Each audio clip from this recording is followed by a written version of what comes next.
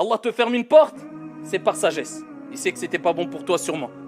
Mais à côté, si tu patientes et tu t'en remets à Dieu, et alhamdoulilah, tu es apaisé quant au destin de Dieu, eh bien sache qu'Allah t'ouvrira, Inch'Allah, 2 si ce n'est plus, porte de par sa miséricorde, car sa miséricorde dépasse sa colère, subhanahu wa ta'ala. Que chacun d'entre vous voit vraiment bien, fasse attention à qui il fréquente. Tu vas être influencé, que tu le veuilles ou non. Ne dis pas non mais moi j'ai mes convictions, je sais ce que je fais. Wallahi, t'as beau être qui tu veux, t'as beau être un pieux, t'as beau être un saint, t'as beau être... Tu fréquentes des gens mauvais, tu es obligé de d'éteindre.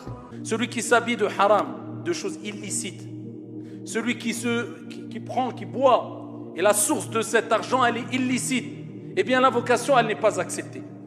L'invocation cela peut être un obstacle quant à l'exaucement de ad-du'a. C'est pour ça faites très attention à ce que vous mangez, ce que vous buvez et ce que vous mettez comme habit, c'est-à-dire la source avec laquelle tu as acheté ta nourriture, ta boisson, ainsi que tes vêtements. Si tu n'es pas reconnaissant à travers ton comportement vis-à-vis de ton époux pour tout ce qu'il fait et tout ce qu'il t'a apporté comme bien, ou si l'époux n'est pas reconnaissant vis-à-vis de son épouse pour tout ce qu'elle fait, tout ce qu'elle lui a apporté comme bien, wallahi ça ne marchera pas. De plus, le prophète alayhi salam dit, celui qui n'a pas été reconnaissant envers les gens, il n'a pas été reconnaissant envers Allah. Car c'est Dieu qui t'a mis à disposition cette personne pour t'apporter du bien. La reconnaissance, c'est celle qui préserve, comme on dit les savants.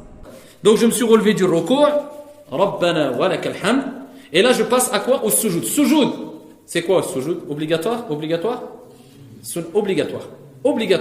Donc je dis Allahu Akbar, je pose quoi? Les genoux ou les mains? Alors grande divergence. Al-Mashhur fil madhab al-Maliki, ils ont utilisé un hadith fi sahih où il est rapporté que le prophète sallallahu alayhi wa sallam a posé ses mains avant ses genoux quand il s'est prosterné. Et d'autres ont interprété le hadith en disant que non, c'est les genoux avant les mains. Ils divergent les savants et certains disent que tu fasses les genoux ou les mains, les deux sont bons. Il n'y a pas une seule obligatoire prière qui est bonne, les autres sont innovateurs. Ça, enlevez ça de votre tête. D'accord? Donc, ici, Al-Mashhur fil madhab al-Maliki, c'est on pose d'abord les mains. Allahu Akbar, en posant d'abord les deux mains, ensuite les genoux. Ok.